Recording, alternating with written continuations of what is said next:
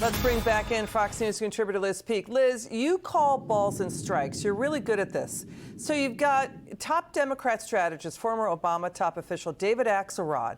He's again saying to the president, either get out or get going. You know, David Axelrod is not backing down on his advice to the president, saying you should not run again. Now, the president's really angry about that. He's name calling. But, you know, Liz, what the D.C. media is not covering is this question. How much is the Biden impeachment inquiry a factor in all of this? Because, you know, James Comer and Jim Jordan, they just subpoenaed 5 more White House aides, including a top aide for First Lady Jill Biden. So how much is David Axelrod and other Democrat strategists saying, oh, wait a second, there's an impeachment inquiry here?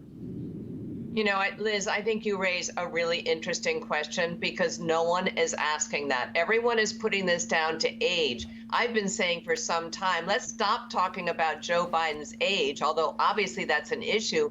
Let's talk about his policies. But obviously the third spoke of this wheel is the fact that he's in trouble. I mean, he could well be impeached, even though right now the Republicans are not yet there in terms of actually presenting an impeachment case. The truth is they're getting closer and closer at tying this money, the tens of millions of dollars that flowed from really dubious sources in countries that we are not friendly with, to the Joe Biden family, and then to him. Now we have 2 checks at least that show him taking, what do you know, 10% of the money that's come in. So I think this is a serious issue for Joe Biden. No Democrat wants to talk about it. They continue to issue the party line. The party line is there's nothing there. Well, guess what? There is something there. And the way you know this is reaching the American people and is affecting Joe Biden's approval numbers is because polling shows that no longer do people think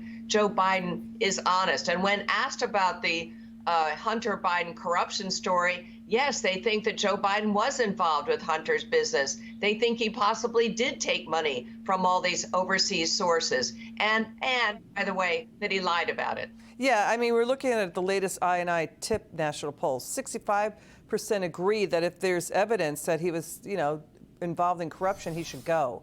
So, Liz Peek, thank you so much for your time. Let's